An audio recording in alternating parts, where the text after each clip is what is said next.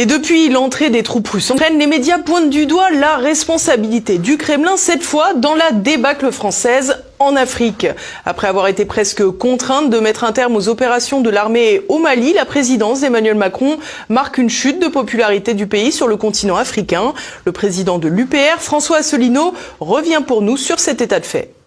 Je pense que c'est une tendance de long terme qui s'était déjà concrétisée, j'allais dire, après la fin de l'ère Chirac. Les successeurs de Chirac, c'est-à-dire Sarkozy, Hollande et Macron, apparaissent aux yeux des publics en Afrique du Nord comme Afrique centrale et Afrique francophone, où ils leur apparaissent comme ils nous apparaissent à nous, c'est-à-dire des agents de l'étranger.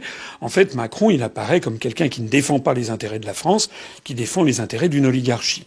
Ajoutons à cela que le franc CFA est lié à l'euro et que donc nous, déjà, la politique de la Banque centrale européenne ne convient pas à notre politique, à nos intérêts nationaux les plus importants, les plus fondamentaux. Vous imaginez comment il est absurde que les pays d'Afrique voient leur politique monétaire fixée par des gens qui sont à Francfort.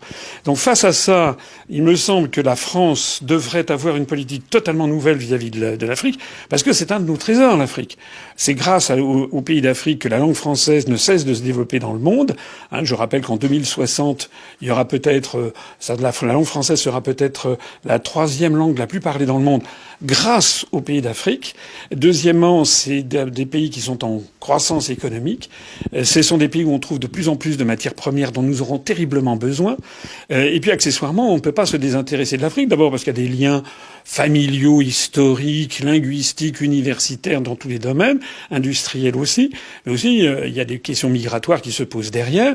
Et si l'on veut, comme le souhaitent énormément de Français, mais aussi beaucoup de pays d'Afrique d'ailleurs, réguler les flux migratoires et pouvoir fixer les populations dans leur pays d'origine, il faut qu'on participe au développement de l'Afrique.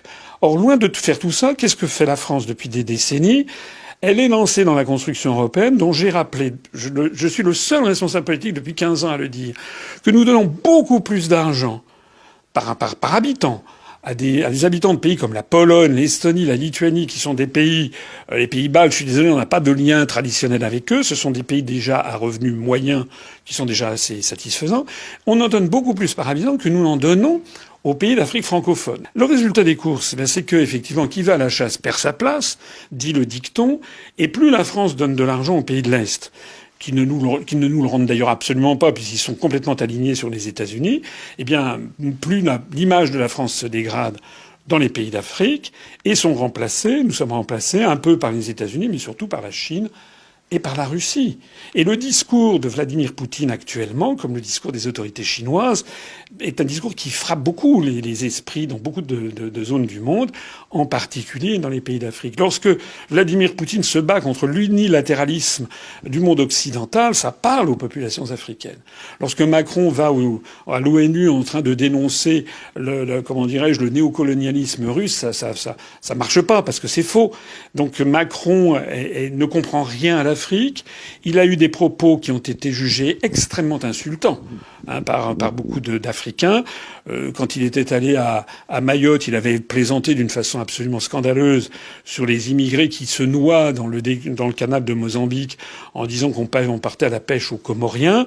Lorsqu'ensuite il s'est rendu au Burkina Faso, il faisait chaud dans l'université, donc le président Roch Kaboré s'est un moment absenté et Macron a fait rire la salle contre le président de la République en exercice en disant « Ah ça y est, il est parti aller réparer la climatisation », ce qui est quand même extrêmement offensant.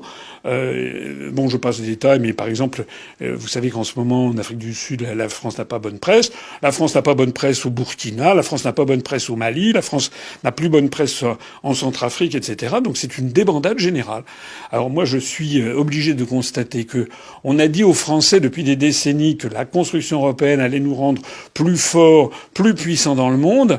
On constate dans tous les domaines, absolument tous les domaines, et en particulier en matière géopolitique, que la France est en train de se couper de ce qui fait l'un des pilier de sa puissance mondiale, c'est justement le rayonnement de la langue française dans tous les pays d'Afrique et les liens d'amitié traditionnelle qu'elle avait noués avec des pays qui, je le répète, au XXIe siècle, vont être des sources notamment de matières premières tout à fait considérables, hydrocarbures ou bien des terres rares, puisqu'actuellement le monopole c'est quasiment en Chine.